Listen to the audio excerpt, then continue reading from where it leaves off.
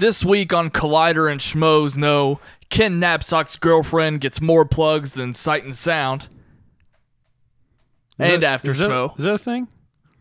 I've heard more about Ken's girlfriend in the past week than I know, right? Anything. So you told me that Kristian confirmed information because you speculated last week that maybe it was Rachel Cushing, and he had to confirm with you. And for whatever reason, via text message, I thought that he was like telling you to stop talking about it. I'm sure he didn't say anything like that. He just sent me. I took it the wrong way, mainly because you're a terrible texter. He likes to text. That's not at all what happened. I told you word for word that he probably told me that so that I would stop talking about it.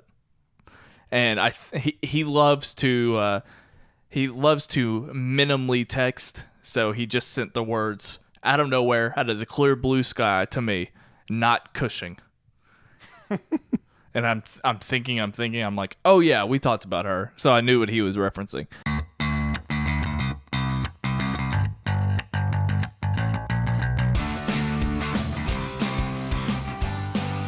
Welcome to After Schmoe, everybody. My name is Ryan Snelling, and that's Jaye Williams. That's me. I got a fidget spinner. Look, if you guys are just joining us, or if for some reason people need us to clear the air here, because people are still confused. We're talking about Collider on the podcast, okay? We don't know how much, but we're going to do this. I want to do something real quick. We're going to talk Collider on this podcast. And now is the time where I'm going to reenact my time on this show. Hey, what the heck? I missed the Collider talk. Where's all the Collider talk? Months later, we bring back the Collider talk. All these guys are doing are talking about Collider. I tuned in for the Schmoes Show. Get to the content. We can't make everybody happy. Relax. We can't, and we certainly didn't this past week. And we won't. Look, what I'll say is, like, I guarantee that when we hear those complaints, it's from people that haven't stuck with us. That's why because we've been saying for the past several weeks, hey, we're talking about Collider. We want to talk about Collider. So the people that are being like, why are they doing this? It's because they've just recently dropped in. So that's why I'm trying to address it at the top of the show. If someone happened to drop in on this episode, hasn't listened in the past month, just know we're going to talk about some Collider stuff. Okay? You know what's funny about this? And this may or may not be a bit, so people can take for it what they will. But you know how shitty a podcast or a show would be if we literally took into consideration and made adjustments based on everyone's recommendations? It would just be impossible. Every week the show is different. Well, you should have done this. Okay, we'll do that. It would just be impossible. So anyway, addressing the people that are coming in and out of the show, by the way. For one, we appreciate everyone's support. We do. We're glad we have listeners. The whole point of this show is to make sort of to expand on the communal aspect of everything Schmoes Know. It's a show about a show. So we like to, thank you, T. We like to get together and talk about what we watched on Schmoes Know Show. And now we want to get together and talk about some things going on at Collider because, they are kind of one and the same. I know that there are probably people who only watch Schmoes Know. They don't take in the Collider stuff, but we might not, like today, for example, we might have 10 minutes of Collider talk, if that. I don't know. It just varies. Came up with a good thing while you were taking a pee-pee, and I want to get your take on it. Anyway. Also, just letting you know, looking at your underwear in the corner, we wear the same underwear. So the other thing I want to address too is some of the comments that we got. For one, by the way, it's my fault, the upload issue that we had. It was my fault. It was an issue with Premiere. I had a smaller workspace than the file, and I'm not going to go into it. So that was my bad. We had to re-upload, which unfortunately made the whole bit at the end suffer because we talked about #StandByMeGate last week. But so anyway, that was my bad. I responded to one guy. Basically, he did a top 10 list of the things he didn't like about our show, and I sent him a top 10 list of the reasons why I didn't like anything that he said. And then his response was, take a joke. And I didn't respond to that, but what I would have said if I responded was, Well, the joke was everything that we did on last week's After Schmoe. And you felt the need to still criticize it. So you're the one who is not taking a joke when you get upset about me getting upset with Stand By Me Gate. So it's like, who's the one that really needs to take a joke? Yeah, look, I'm almost humorously the guy that doesn't really care about anything. So remember, that's why Kristian didn't like me for like a week. And when I saw that, when that all went down, I'll be honest, I was just kind of like, yeah, it's just a thing. And then I thought about it, and I'm thinking about it now. And I think you're right. You know, there's people that were... Look, I think the silver lining to all of this, because I was also brought in to be the positive guy, but... that was not at all a goal. That was discussed. I recall Kristian saying, it's nice that he's a positive guy. That's how it became. That wasn't a goal going into it. It was a plus. Anyways, yeah, look, I think more than anything, we just want to encourage interaction. Like, we want to encourage people to be regulars on the show, not just regularly listen, but also regularly participate in conversation and discussion. We have, legitimately a great online relationship with so many people. And I absolutely love just throughout the day getting these messages and tweets and things on Facebook, all this stuff of people who we talk to on a regular basis. You've named a few: Michael K., Kristen Smith, Razika, Brad Donovan, Luke, a bunch of people. And it is just kind of like, oh, okay, well, I've never met you before. Well, obviously, I've never met you before, never heard of you before, never had any interaction. So at the very least, you can't really blame us for maybe not taking to your humor. We just don't know. We just don't really know you. We're not that familiar. So if that person was maybe a little bit more familiar, or we were more familiar with them, it might have been a little bit better. That's another comment, too, that I think is different than trolling. If someone wants to... It's different than shitting on my show and then judging if it was actually funny or not. I think those are two different things. So another comment was, just try again with this bit. And it's like, okay. I mean, you can say that it's not funny, and that's fine. But at the same time, it's like... Well, sometimes you should know that it's just a bit. Like, you didn't have to judge it. You know what? I actually don't have a problem with that. I'll be honest with you. Sometimes it hits, sometimes it doesn't. We've talked about it before, reviewing the reviewer, all of those types of things. Look, I mean, people are entitled to their opinion. That's perfectly fine. I'm just clarifying when I will respond to it. I've certainly gotten defensive about things in the past, absolutely. And sometimes it's best just to let things go, but setting a precedent. You're doing that right now. This turned into a thing. It went longer than I thought. What is this? The Schmoes Know Show? Everything's wacky? Everything's wacky and weird. The only difference is we can actually show up to our own show, unlike certain hosts. So yeah, let's start off the show the way that we do now, talking about Collider.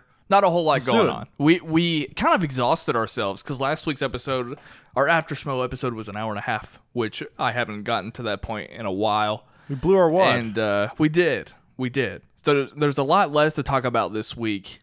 The daily shows are going strong, it seems. I looked in Schmoeville today. I was just kind of glancing like I usually do in Schmoeville, and someone was asking about why there were no sidebars in the programs now, and we don't need sidebars anymore.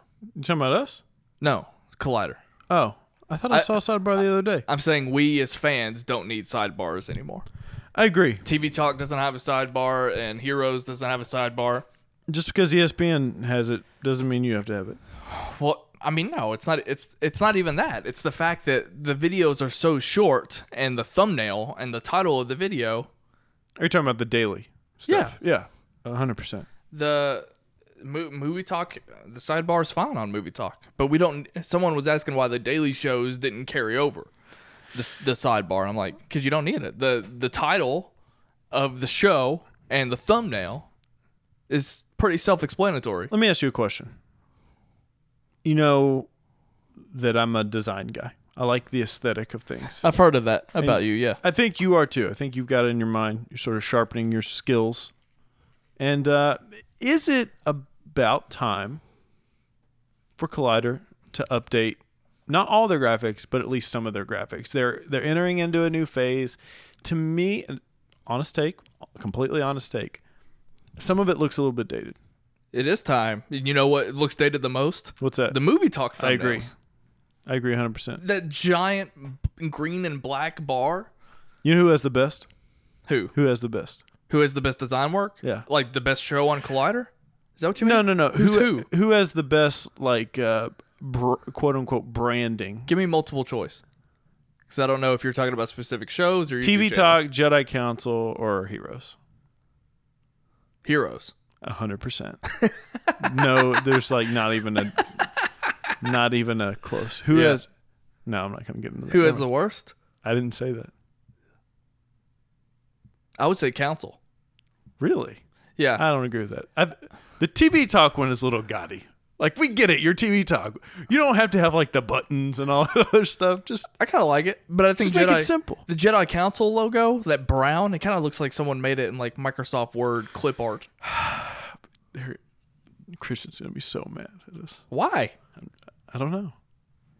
Why? It's fine. He was in a bad mood. He didn't even show up. Okay, that's It's a live show. That's a comment. Like, we're talking about it on the show, but I would never ever need to comment on a Jedi Council video. This is enough with this design work. I've had enough with this font. Like, wait, no, I don't actually care. But if we were ranking which one do you like the least, I would say probably Council. Here's the shitty comment. It has nothing to do with whether I like the show or Here's not. a shitty comment. Graphics seem a little bit dated, don't they? Well, the difference is we have permission. Who are we pissing off the most? Who's the design guy? I don't think anyone They there. have good design people too. I think Let me just say that. I think they listen to our opinions, but I don't think they give a shit. I don't think they do either. Right? Like with what I just said about Jedi Council's font, Kristian laughed. He won't bring it up to anyone. Did he? He went. What did Finstock do when he's showing this episode to him? Well, those guys are just losers. Well, I think that I'm not going to go into it. The worst thing about impressions is actually coming up with what you're about to say, not the actual impression itself. Yeah. Look, you're right. We talked. We not only did we sort of exhaust ourselves, we sort of like, and I joked about blowing our wad. We literally did. We talked about like all these potential possibilities. Like we should have probably saved some of them. What I'm waiting for is Jedi Council to go daily. Here's where I'm at. We had this discussion off air. I feel like I would categorize, there are a lot of different types of people that take in Collider content. A lot of diehard, super inside baseball movie fans. I would categorize you as one of those individuals. How you doing? I sit more on the like Ken Knapsack side of things, like very, very aware of the news. I will go out and see the movies that I want to see.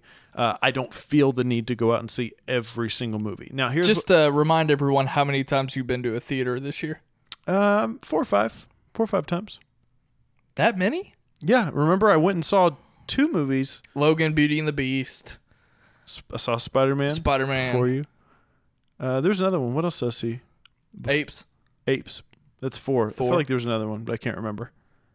Anyways, regardless, my point being is that I just feel like right now, this week specifically, there's not a whole lot to really talk about except to speculate about upcoming things. And we can only do so much of that.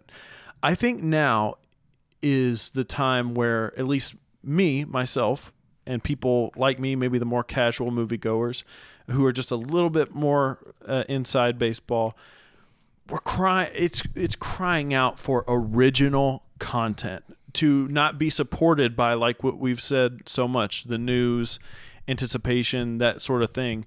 Like after we talked about it extensively last week, I am excited now for the things that we talked about that don't exist. But I think it's weeks like this where original types of content should thrive. Not that they can like foresee these things, but I think that they would survive better. So this is why when I talk about Collider, I make sure that I notate whether I'm expressing an opinion of the content or like my habits as a viewer.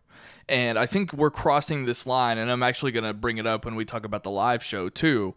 It's that having a discussion about this thing that I think you want to talk about, right? It gets to a point where you're just kind of talking about things that can't necessarily help.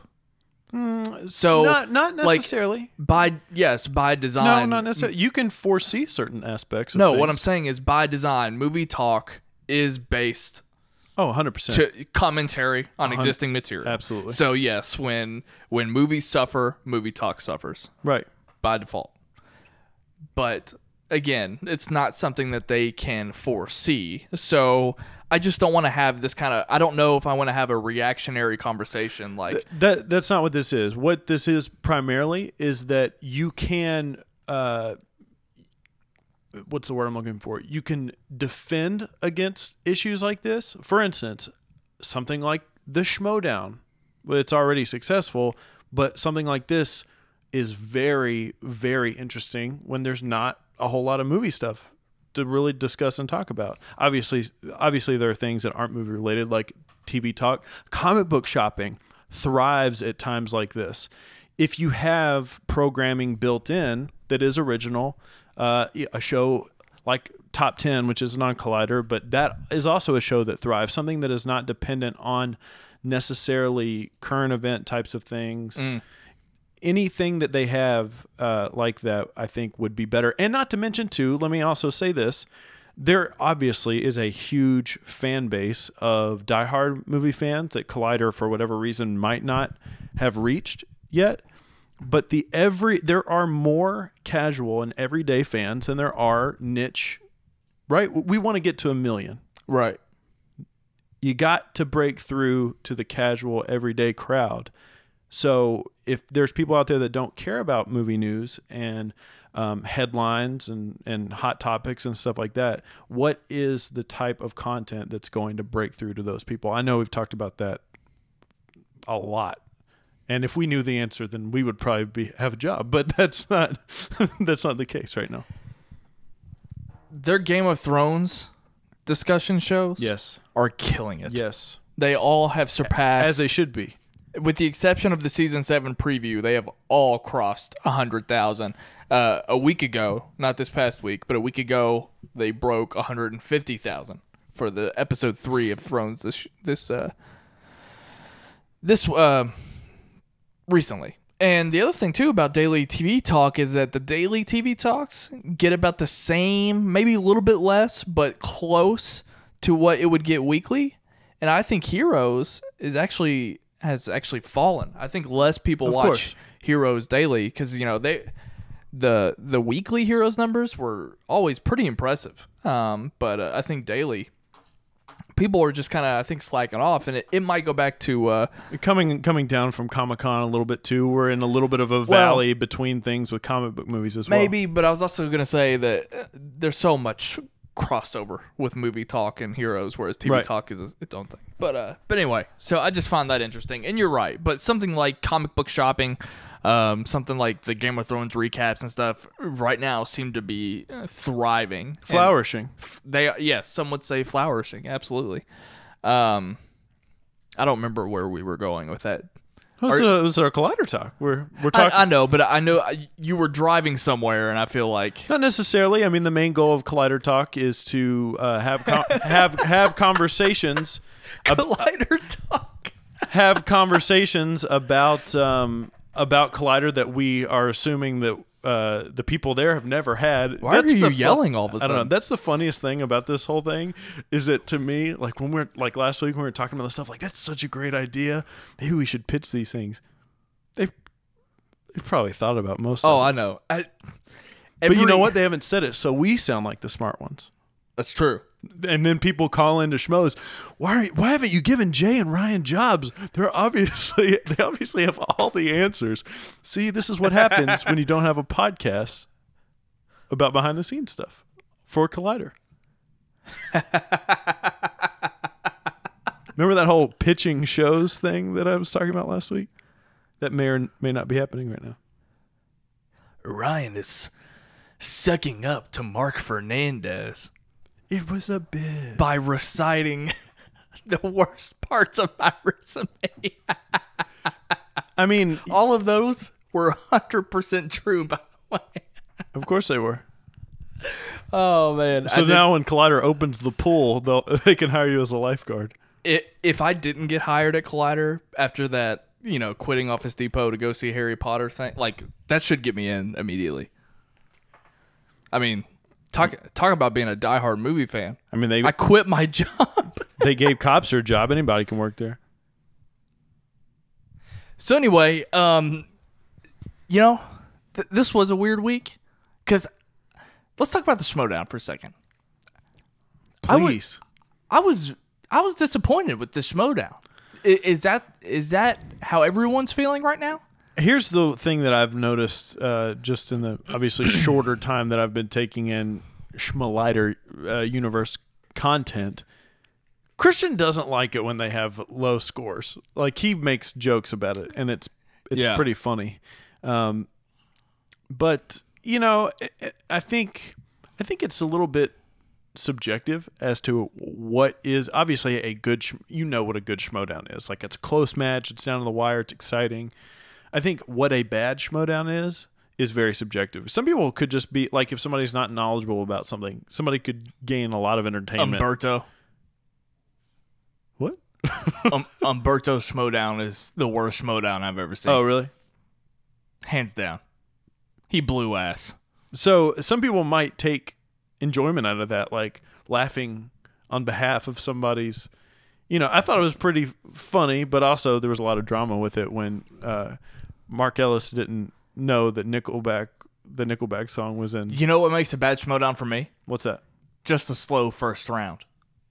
Think about it. Think about it. If the first round is great and the second round is hit or miss, it's because, I mean... You know who's great at turning a bad Schmoedown into a good Schmoedown is Josh McCouga. Because first of all, he's a good competitor for the most part. Are you talking about as a host? No, I'm talking about as a competitor. Oh, competitor, yeah. He can have that in-between answer dialogue with people, with the crowd, and it's hilarious to me. He also revels in his own misfortune, and he also is equally as surprised as everybody else is when he gets answers correct. That's an interesting point you bring up, how often the personas forget their personas while competing. And I'm not saying they have to stay in character. I mean, because, their mind needs to be in the game. 100%. That is an interesting thing that you bring up, is that if there is a competitor that can... like McCouga, that can kind of continue to play both sides. He also just doesn't, not that he doesn't care about the Schmoedown, but he also just kind of doesn't care. Like, if he, like how he does, he's still an entertainer. That's why, in my opinion, one of McCouga's, like, less spoken about traits, he can always be entertaining. You know how there's people like that? Sometimes, like me. Sometimes people, like, they can just, in a certain moment, like, they can't be on. In one good example, and we have to discuss too that the Schmoedown is a competition that people care about and they get nervous about. Riley is a great example. In his triple threat match, he was visibly nervous, and rightfully so. The lights were on him; he cared about it. A Josh McCouga would have maybe just been like, fuck this game, like whatever. It's like, well, Robert Meyer Burnett. Yeah. He wasn't in character during the match, you know what I mean? So that's interesting. Again, this is more of a observation than it is a criticism. I mean, I don't think there's a right or wrong way. Just, at the end of the day, we just want a good match, and it doesn't matter how much they were on or off, whatever. But that is interesting that you bring that up. That's a good point. No, I think you're pretty good at that. But I think that's why I wasn't into this episode or into this match, because it's all about the first round for me. The combination of a few things, probably. Right. Yeah. Like, sort of having like a TKO, a match that ends in a TKO where one side doesn't even get to answer any of their round 3 questions. A match like that can still be more entertaining than a match like RMB and Jay Washington, where they were just kind of lackluster in the first round. So that's my opinion.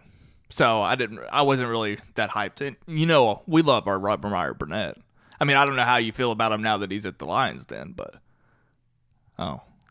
being in the Lions Den? Well, I don't care if he's in the Lions Den. What I care about was the fact that he lost to Jay Washington, and he lost to Jeremy Johns, and both of those things really bum me out. I mean, I'm okay with him losing to Jeremy Johns. You know who? Let me just say one thing about Jeremy. The funny thing about Jeremy in the competition Is Jeremy still working at Collider? Here's the funny thing about Jeremy Johns in the Schmoedown, is that he always surprises me because anytime he competes, because he never is very convincing that he ever knows the answers to anything, but he also, like, nerves don't exist with him. They just don't. Do you remember when we watched them at Celebration? We watched the 5 of them do the Star Wars movie trivia Schmoedown. I texted you. You would watch the match before me. Right. And I was like still in like an early part of the match, and I text you and I go, I don't think Jeremy's going to make it out of this alive. And you were like, well, that's just stupid stuff. Right. Because I was already discounting Jeremy at that table, going up against everyone else that he was going up against. I thought, there's no way Jeremy. Well, I'm sure that's, and I mean, this isn't the rundown with Frank and Aaron, but it's the funny thing about Jeremy is that I feel like that puts people off, because I don't remember what match it was, but I was watching a match with him where it was like the question he needed to answer to like continue playing, and in the middle he was like, what are the rules of this part again? Like, he just like, and that's got to fuck with people. Like, how is he doing so? He's an Innergeekdom champion, and he doesn't even know the rules of the game. Yeah, I don't get that. Like, I wonder if that's just shtick. I don't think it is, though. It's not. Okay, I so can anyway. just do crazy things with my hands. Yeah. In my reviews. Copster's impression of Jeremy is so great. It's great. Yeah. Oh my god. Okay, so we somehow managed to squeeze 30 minutes out of our Collider talk, even though I told you I could do it. It was actually more of us bitching about the comment section from last week. But there's levels to this podcasting stuff. I do want to finish off talking about comic book shopping. Actually didn't catch it yet. Really? It's been a busy week, but has it? It's been high on my list. I mean, this is like getting friggin' Michael Jordan. Well, spoiler alert, Jay, but we're gonna talk about what happened. That's fine. Even though you can guess. spoil? That's the joke. You know what though? Jay? You know what though? I did catch audio clips, because I was listening to Movie Talk today. Yeah. And correct me if I'm wrong. This was my take. Is that he seemed very excited to be doing the show. So, you mean Frank Miller? Yes. Okay, so what I'll say is that Frank Miller was a fantastic guest. Yeah. He doesn't just live right over there. He was really, I mean, he lived 3 blocks away. He was excitable. They had a good time talking to each other. I've talked about how interesting some of the early guests of comic book shopping have been. They've kind of been neutered, but he certainly was not that at all. He was a lot of fun to watch. He talked a lot about his career, which is great. He talked about a lot of upcoming stuff. There was a lot of enthusiasm. He actually only bought like 3 comics, which I thought was so weird, because Schnepp can get like Chris Parnell at about 25, and Frank Miller only bought 3. And then what I didn't even realize is, like, Schnepp asked him to get something. He was like, I actually don't need to buy this because they just send me this. Right, of course, yeah. So in a way, Frank Miller didn't need to be there at all, but because obviously Schnepp doesn't need to tell Frank Miller about comics, but I think that even speaks more so to Frank and how great of a show it was, is that even though it was quote-unquote lesser than what comic book shopping is supposed to be, which is sort of an education, there wasn't that element, but it was still a fantastic episode. Frank Miller is the Kanye West of comic books.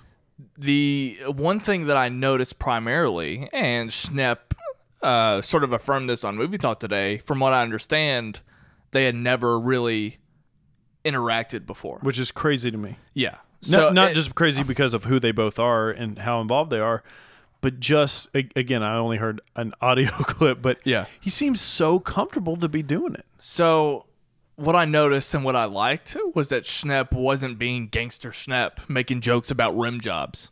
He was more reserved and much more professional and respectful. It's respectful, not in a negative way like he hasn't been before. Yeah, I am not. No, it's not criticism.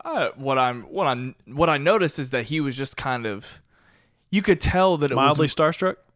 It was more of a milestone for him, I think, paying homage. I think my interpretation was Schnepp had this attitude like, I can't believe, like, it's one thing to think I can't believe I get to do the show, but it's another, like, to have Frank Miller on. I think Schnepp was just probably freaking out. I mean, this is a felt guy so happy about his situation. This is a guy who changed comic books.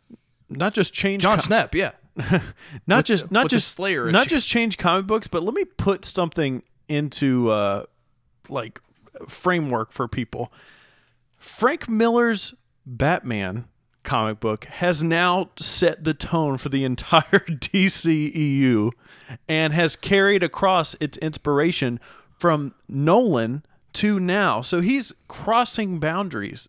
I mean, I feel like I don't need to explain this to a lot of people listening. You're to this. reiterating what happened on Comic Book Shopping. I don't need to explain this. Well, I haven't seen it, but I haven't. I don't need to reiterate this for people that know this already, obviously. But it doesn't come to us as a surprise that Schnepp was kind of in the manner that he was. Yeah. So I guess all I want to say is that I loved it for Schnepp, and I'm just happy for him. And I love everything about this show. I'm glad that it seems to be working out for them. So it's really great. Do you have a history lesson? I do have a history lesson. Snap! I need to send it to you, by the way. Oh, Some snap! behind the curtain stuff. You want me to explain it real quick so we can get into it? Oh, you want to do the history lesson now? Let's do it. Okay.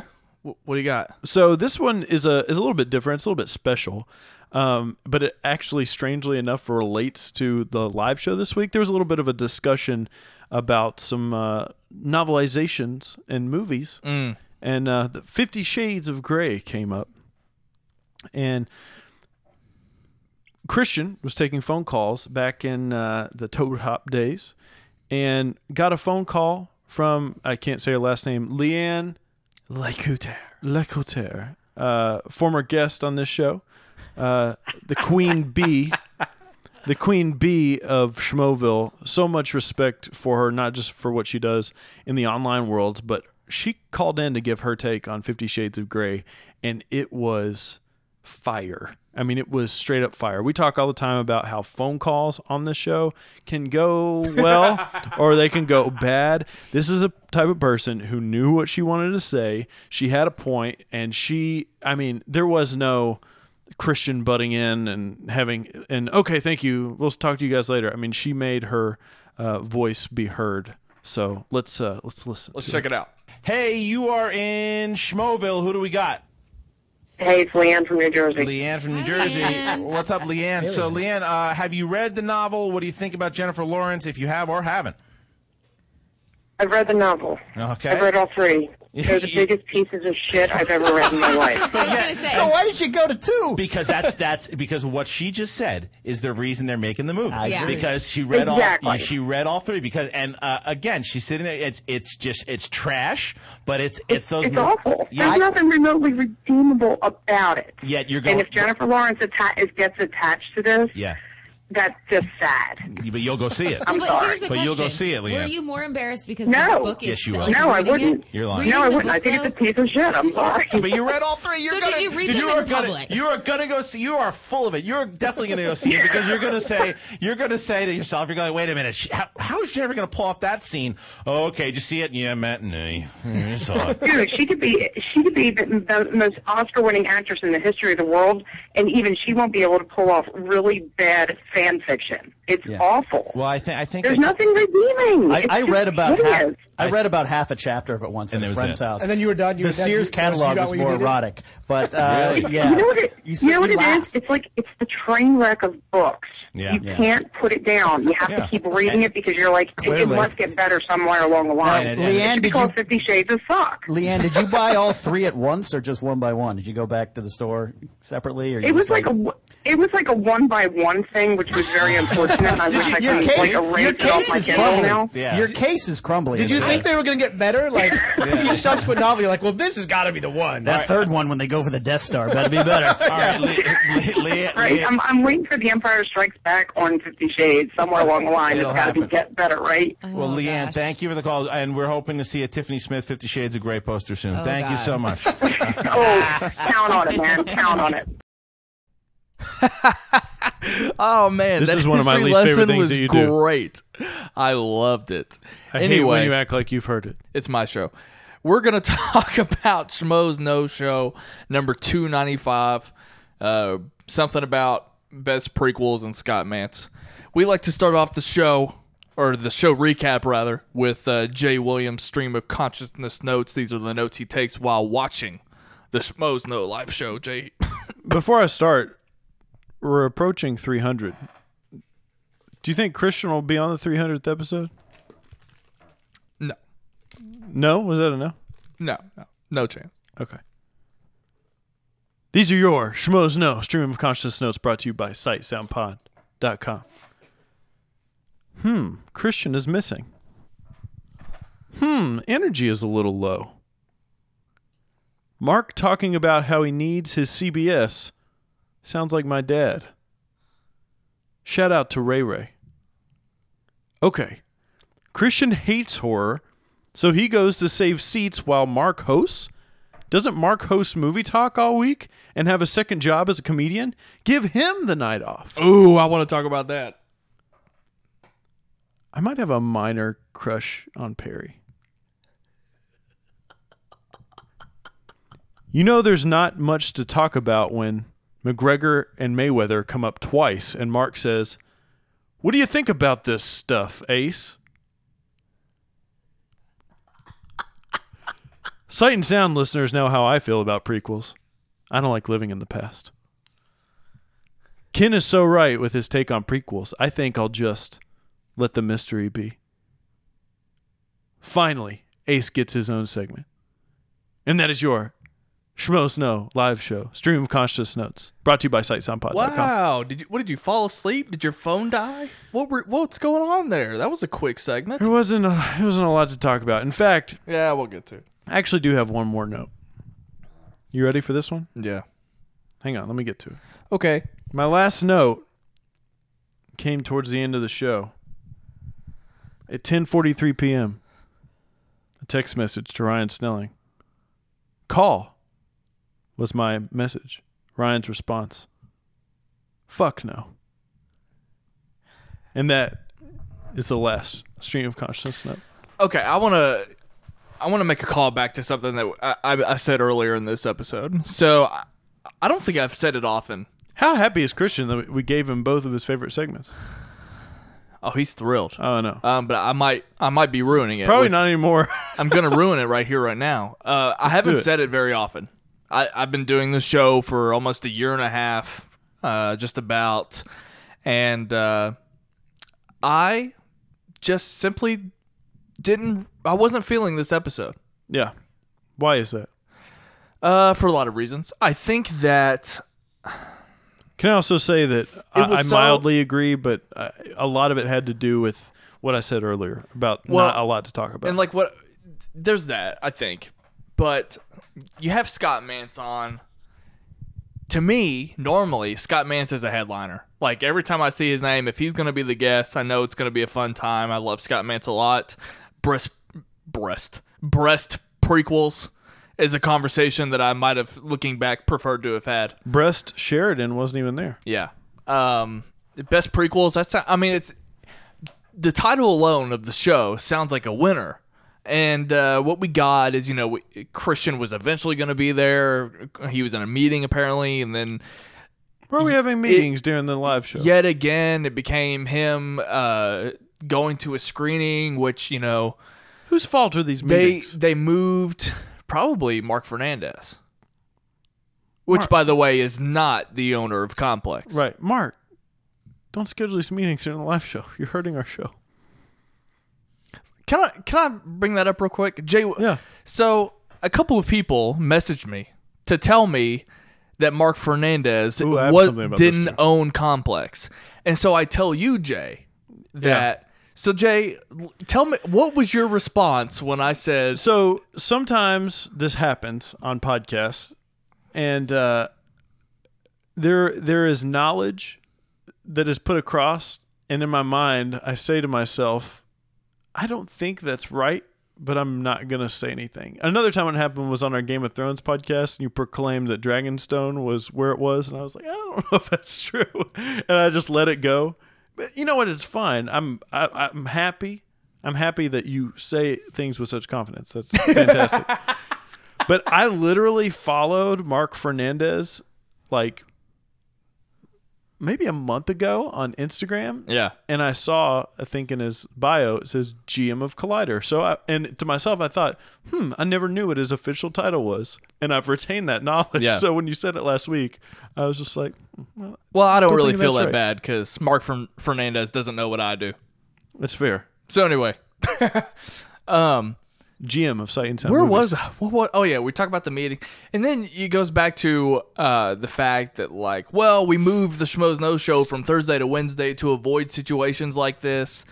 So the fact that Kristian was out and then Mark left, which I don't know if I've ever seen Mark or Kristian leave in the middle of the show for the rest of the night. I only recall the opposite happening, and that's from my history lessons. I remember there's actually a pretty... Was it the one when Kristian and his wife came in? They stopped by the studio? That did happen, but this is another time. Oh, okay. There was an episode where Ken hosted, and it was a rough episode. It was a really rough episode. Yeah. And... And Kristian and Mark were at a screening, and they weren't supposed to come in at all, but they came in because they just couldn't help themselves. Yeah. It was their baby. So it was a combination of that and the fact that it was so bare bones. The fact that it was ragtag. The show ended up having RB3 and Ace at the main table, which I'll get more into that later, but it just kind of became a minimalistic Schmoes Know Show, and it just kind of felt... Very minimalistic. It felt lackluster. No Brett, no Makuga, no Cobster. There was just not even a presence on the couch. Like I realized, no like Cal. I know Perry was there, but Perry was only there for a little while, and they didn't even really utilize her. So I never realized how. It was so funny. She was like, "Should I leave now?" Yeah, yeah. Mark was like, "No, stay." Yeah, it was just an odd show. And what I wanted to call back to, something I said earlier in this podcast, is that I don't think it was something that they could have helped. Because if Kristian was sitting in the room with us right here, right now, or if Kristian and Mark, they would say, well, this screening happened to be on Wednesday night, and it was the only time that we could go do this, and we are movie reviewers, and we have to put the movie review out. And I mean, all of that is valid, so I'm not going to go too far into it, and I'm not going to bitch. But I mean, I have to say, because I'm not going to be a shrill on this podcast, I'm going to say when I just didn't really care for the episode. Two things. One, I want to address something real quick. I feel like and this is fine. This is the format. It's not a big deal. I feel like there's some people there that know what we do, that don't listen to what we do, but would probably tune in from time to time when we're complaining about certain things. Let me just say, like Ken, for instance, let me just say that we both randomly, for whatever reason, listened to the Knapsack Files this week and loved it. I thought it was an incredible episode. But I've also heard, before I was on the show, I've heard, and I know it's a different type of show, but I remember Ken talking about one reason why he didn't want to come on shows like this, because it's okay for fans to have their fandom, but sometimes people comment on things. Look, I get that, but I mean, this is our gig. Like, it is what it is. Okay. So everything that we're saying right now, it's just a thing. It is what it is. So I don't want anybody out there to be like, well, they're being critical. It's fine.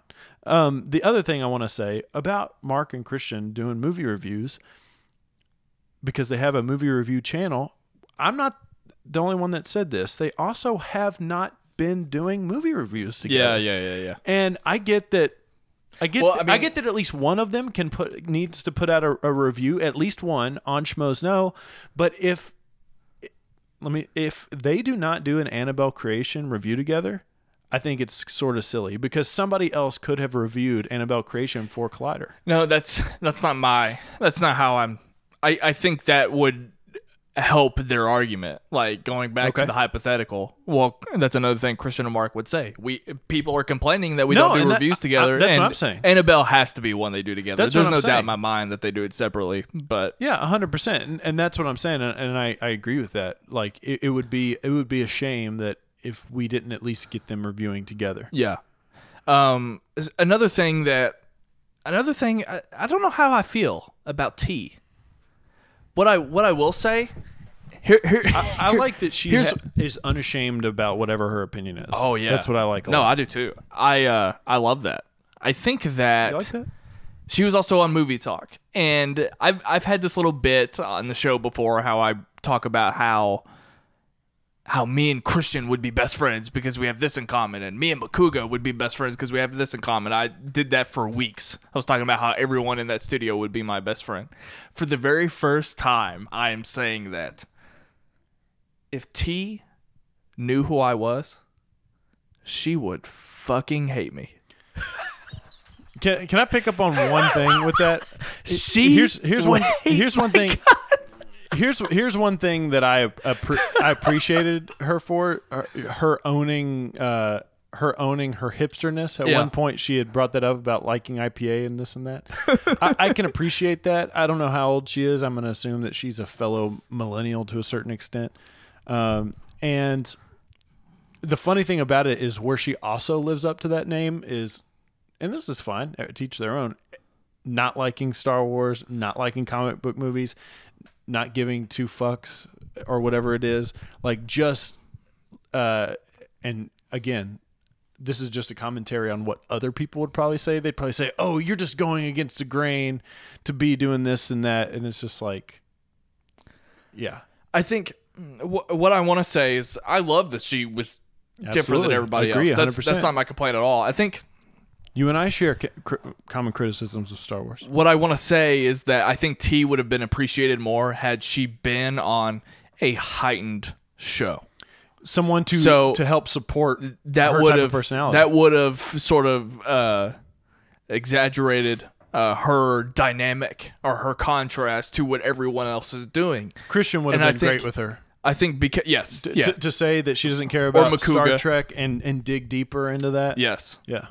Yes, I think that T would have served. I think if the show had been more heightened, T would have been great. But it kind of felt like just kind of a stagnant, unwavering show to where she didn't really feel that different, even though she was different, like you said. But I don't know. It just kind of felt like we've talked quite a bit about that fourth chair and how important that fourth chair is. And I wish that she would have.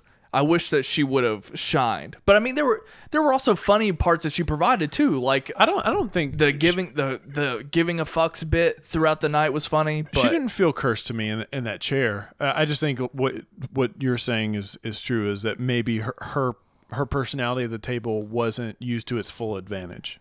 Right. Is that fair? Yeah. Yeah. Or the show didn't benefit her presence. Exactly. Is the better way to put it, I think. But oh my God, T would hate my guts. My question to you, Cobster wasn't there as well. He's at Disney World. Cobster's at Disney World. Didn't even stop by to say hey. It makes sense because he doesn't like us anymore. So that's another presence that wasn't felt throughout the show. Ace took over that role. Yeah. My question to you is, who is Ace when Ace isn't Ace? Or does that position even need filling?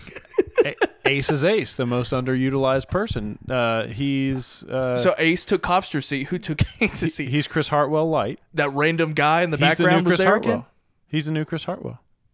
Ace is the new Chris Hartwell. Underutilized presence. Undrafted pick. Playing in China right now.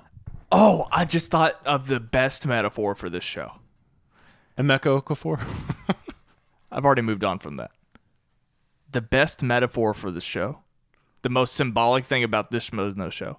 Ken performed the news segment, and someone forgot to play the music behind it. That right there tells you everything we need to know about this episode of the Schmoes Know Show. It was all of it, but without the music. Mike's forgetting to be muted during Stardust reactions, playing the wrong Stardust reactions. That was the Stardust thing was a blessing and a curse because I criticized last week how they just always have to show late to the party. And not only did they not show late to the party this week, but they didn't show either of us either. It's fine. So they're like, oh yeah, Snelling, if late to the party's not making it, you're not making it either. Yeah, I mean, look, it was just a different type of a show. It seemed ragtag. Some of the pieces that typically hold things together. Ken hit his head.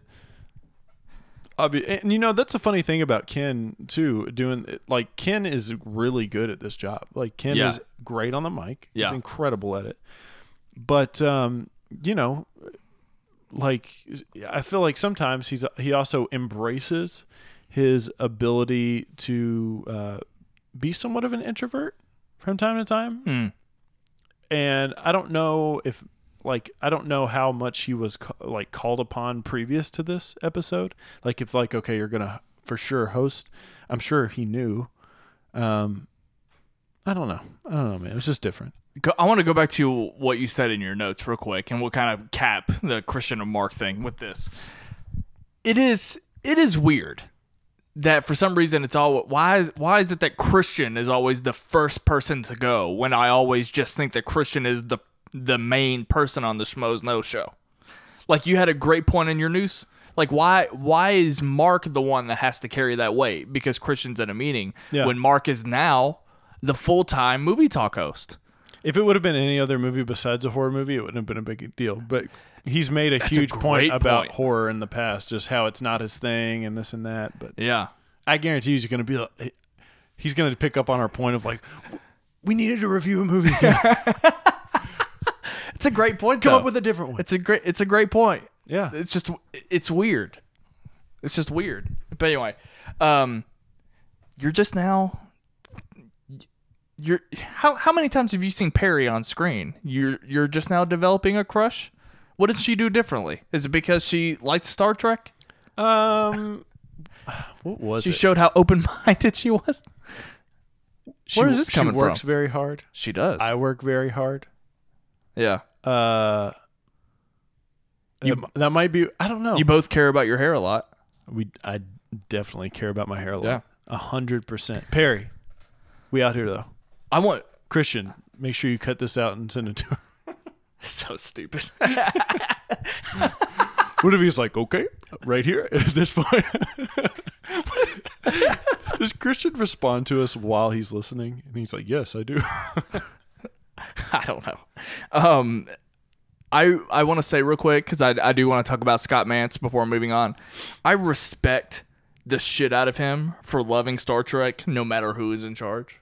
Like, I love the fact that he loves the original series so much, and he thinks the J.J. Abrams movies are fantastic. Because that's not something I could... I've talked about it before, how I'm peeved with people like Robert Meyer Burnett, who just can't accept that J.J.'s Star Trek movies are different. And so I thought it was really cool. And he was still able to say, like, oh, this series is my favorite, this one isn't so much, but I just thought it was cool that he loves Star Trek no matter what. And that's not something that I can say very often about certain things like that. So. The thing about Mantz that I think is sometimes overshadowed is, so he has this big personality, that he's this huge character, but I think sometimes that overshadows just how, not just knowledgeable he is, but the type of knowledge he brings to the table, because he gets to be places and interact with people and have insight to things that are of true value to this space. I mean, yeah, there are other people out there that exist 100%, but few have the type of experience and respect that Scott Mantz has. And for him to be doing these red carpet things, to be at these premieres, schmoozing with people left and right, I just feel like sometimes we forget about that in the mix of the crazy high-pitched voice and all this other stuff. And I think that's why Scott Mantz is he gets the first call anytime they need to talk about Telluride or Tribeca or Sundance or any movie festival. They need somebody representing to talk about those movies. It's Scott Mantz. His passion is just, I mean, he's so incredible. He's so authentic. 100%. And he's genuine. He's just extremely genuine. And I would have loved to have heard more about how Star Trek saved his life. Oh, 100%. Oh, my God. I was dying to Scott hear that Man story. should have a podcast. He might. In fact, somebody's going to be like, well, actually, he has a podcast. We know. Ace actually has a YouTube channel. We know. Scott Mance doesn't have a podcast. Okay. Well, he might. You never know. You never know these days. Everybody's got one. You mentioned Ace doing the indie picks. Did I? You said how Ace had he his has own a segment, segment. I think that this episode was the very first time Sasha Pearl Raver's name was spoken out loud since she left Collider. So here's what I want to say. I think, personally, that it's a massive shame that she left or was removed from Collider, however you want to put it. If that was Campia's doing, they should consider bringing her back. Because I think she's a fantastic personality, and I want someone like her to come back. She got that cat. She does have that cat.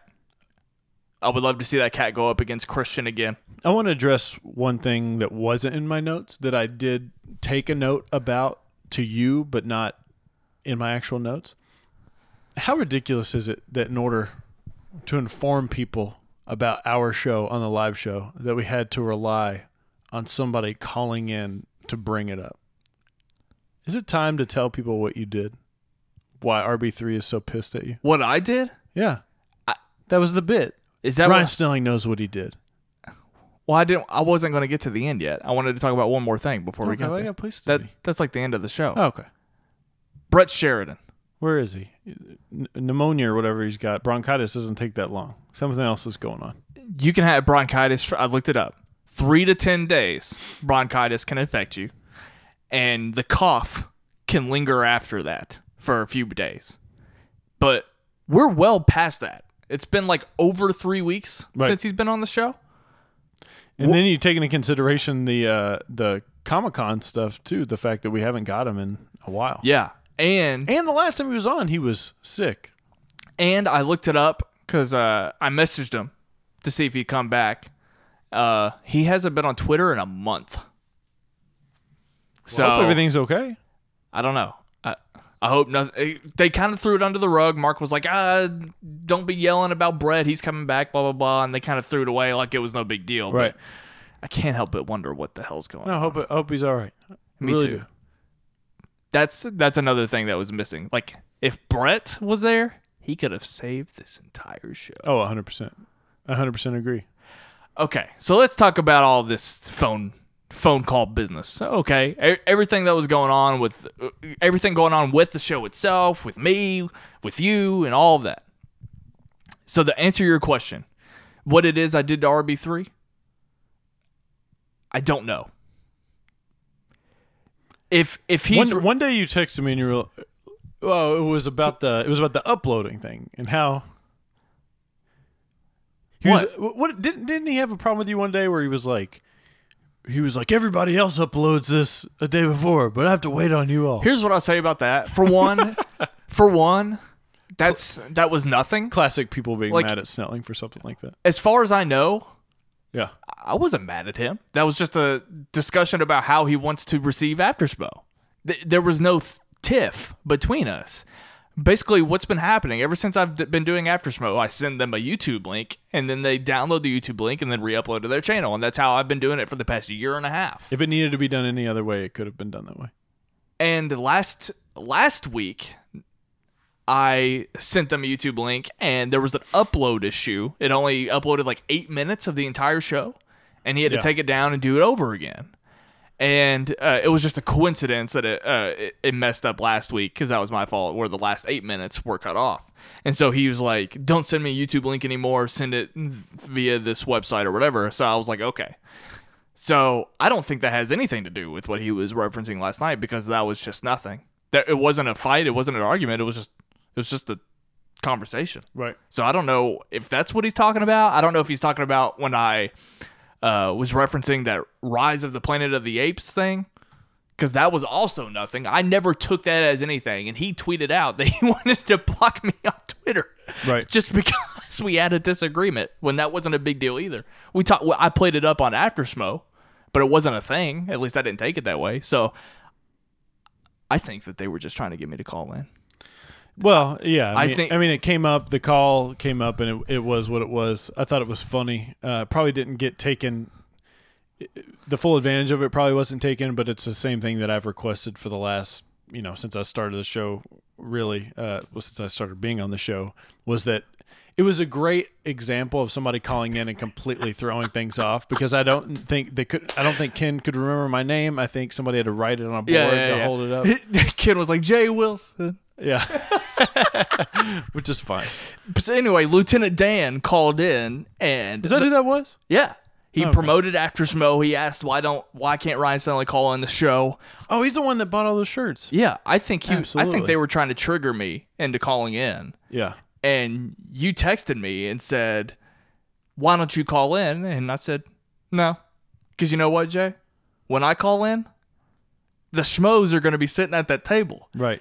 I'll be damned if I'm going to waste my one call in on a show where Ace and RB3 are headlining the main table. Cody texted you or whatever to request that you call in, because he was wanting you to save the show. He was wanting you to be like, please. I'll be damned if I'm going to waste my phone call on the show that we got last night. Yeah, I agree. So there was no way I was going to do that. The last thing I'll say, call it After Schmoe, a show about a show. It's fine. No. Yeah, it is. No. Yeah. It's not a big deal. Kristian Harloff doesn't think that. Well, that's his opinion. That's the boss's opinion of what it is. So anyway, next week, I want to hear what Kristian has to say about all this. Absolutely. You're going to bring him on the show? No.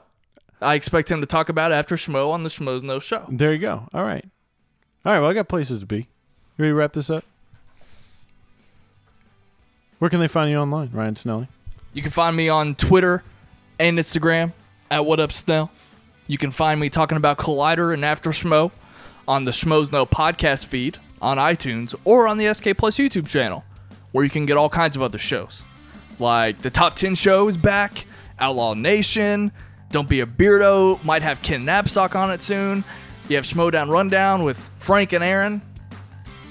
Jaye Williams, where can the people find you? You can find me at Jaye Williams, J to the A to the Y to the E on Twitter and Instagram. It's the same for both, doing my thing on Sight and Sound. We're dropping new Game of Thrones-inspired merchandise. Please don't report us at Sight Sound Pod on Twitter and Instagram, but you can go and buy our shirts, sightsoundpod.com.